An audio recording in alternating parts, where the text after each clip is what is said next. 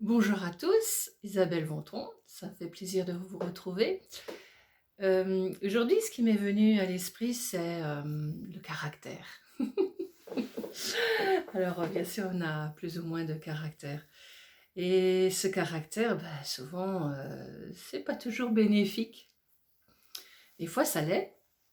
Des fois, il faut savoir avoir un petit peu de caractère pour dire les choses, mais souvent, on le dit d'une certaine manière qui n'est pas toujours disons, bénéfique, ni pour soi, ni pour l'autre. Et justement, ce caractère, souvent, nous empêche de créer le meilleur en soi et de créer le meilleur pour l'autre aussi. Et c'est ce qui nous freine aussi dans notre construction, dans notre évolution. Il y a quelque chose là en soi qui n'est pas encore réglé avec soi-même. Et donc, systématiquement, on a besoin de le manifester à l'extérieur. Et donc, quand l'autre s'approche de nous ou que l'autre émet quelque chose, on va réagir. On va réagir avec ce caractère, avec ce qui est de plus profond en soi, qui n'est pas toujours euh, conscient, qui est plutôt souvent un effet immédiat, réactif. Donc, c'est souvent quand on est dans quelque chose où il faut agir rapidement que le caractère se manifeste. Et donc, il se peut se manifester un petit peu violemment pour certains, ou alors dans la forme de rétraction totale, où on n'aimait plus rien. Et c'est pas toujours l'idéal non plus. Quelque part, ce caractère, c'est quelque chose qui s'est forgé avec le temps. Alors bien sûr, ça s'est forgé dans l'enfance, mais ça s'est déjà forgé depuis bien longtemps. C'est-à-dire que dans notre énergie, déjà dans nos veines, nous avons déjà un sang qui coule depuis des millénaires. Et cela a des mémoires. Les cellules ont des mémoires et notre être a des mémoires aussi. Et pour certains, on croit aussi aux vies passées. Donc, on se structure aussi par rapport à ces vies passées, par rapport à notre vécu conscient ou inconscient. Et très souvent, il y a aussi cet inconscient qui est plutôt reptilien, qu'on appelle ça reptilien, parce que c'est quelque chose qui émane de la survie, qui émane de ce côté animal que nous avons encore très fortement en nous, puisque nous réagissons encore beaucoup avec ce côté animal en soi. Et donc ce caractère agit aussi de cette manière-là. Donc quand on se sent en danger ou quand on se sent trop exposé ou quand on ne sait plus comment agir, eh ben, très souvent c'est ce caractère qui va sortir et cette manière d'être qui va pas toujours être en phase avec soi-même. Et bien sûr, dans la société, des fois on se dit: «Ah non, il faut que je sois comme ça», donc on va être comme la société nous le demande ou comme notre environnement nous le demande et dès que, il y a quelque chose, qui va vous perturber ou une parole, ça peut être une parole, ça peut être, un acte, ça peut être, une situation. Tout à coup, il y a votre côté reptilien qui fait surface, c'est-à-dire ce côté instinctif qui va agir avec, des schémas de construction par rapport à ses peurs et donc ce caractère s'est forgé aussi par rapport à ces peurs-là. Donc il est très souvent sur la défensive et donc on va, exprimer, avec force, avec puissance ou alors on va exprimer avec frayeur, avec, voilà, avec quelque chose, qui en soi n'est pas encore réglé, comme je l'ai dit, peu de temps avant. Et cela est aussi lié, à ces phases en soi qui ne sont pas réglées. Ça peut être un ego trop fort. Cet ego, il faut apprendre je dirais, à le dominer. C'est une manière de dire, mais c'est pas vraiment une domination, c'est plutôt une compréhension. Si on n'a pas compris pourquoi on agit comme ça, eh ben on va continuer à agir comme ça. Très souvent,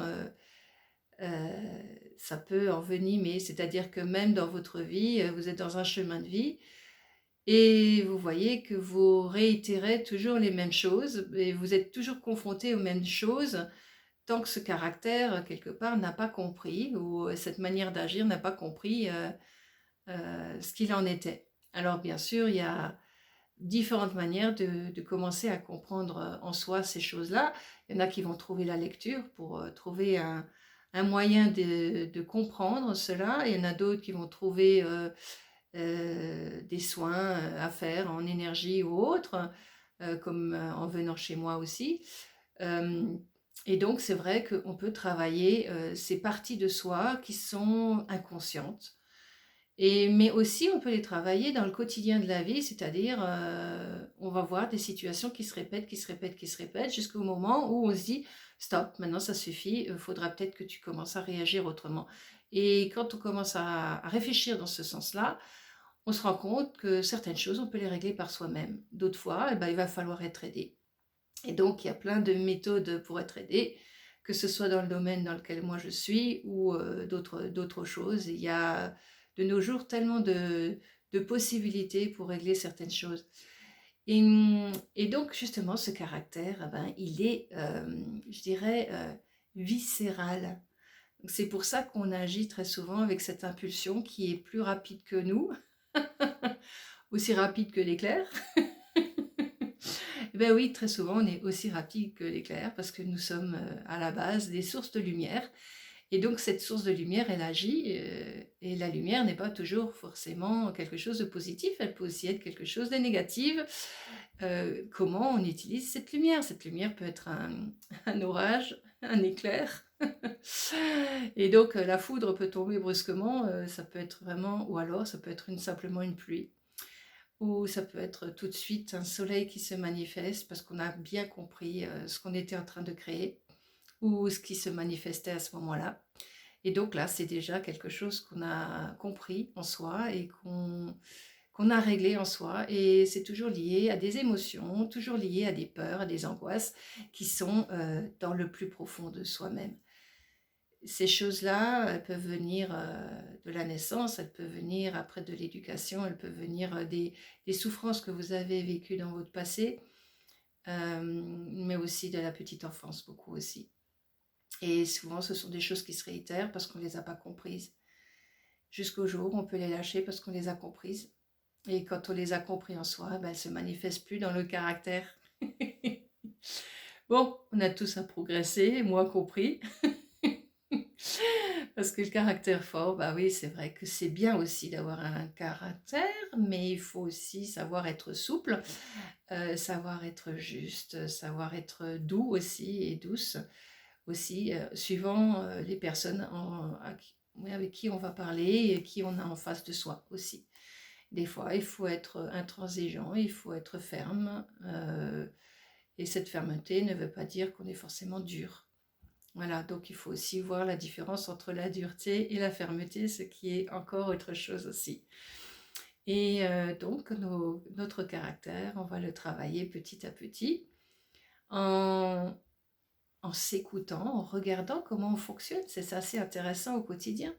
Des fois, on vous dit, oh, regarde, t'as de nouveau réagi comme ça. Oh, oui, ok, d'accord. C'est les amis, c'est la famille qui va vous le dire en premier. Et ça peut être assez sympathique parce que eux peuvent continuer à nous aimer malgré notre sale caractère. Ou bien alors notre caractère un peu tranchant, parce qu'ils ont appris à nous connaître et ils savent qu'au fond de nous, on n'est pas une mauvaise personne, on est quelqu'un de généreux, de bon et qui a un potentiel de bienveillance aussi. Donc c'est grâce à eux qu'on commence à comprendre certaines choses et à pouvoir travailler petit à petit sur soi. Mais si on peut le découvrir par soi-même, ça peut être bien aussi. Et donc, ce que je vous conseille, c'est de faire de l'introspection et de ne pas avoir peur de vous voir tel que vous êtes, avec le caractère que vous avez, et de pouvoir petit à petit régler certaines choses de vous-même. Voilà. Et ça se fait tranquillement, voilà. Et moins vous aurez ces émotions qui se manifestent par quelque chose euh,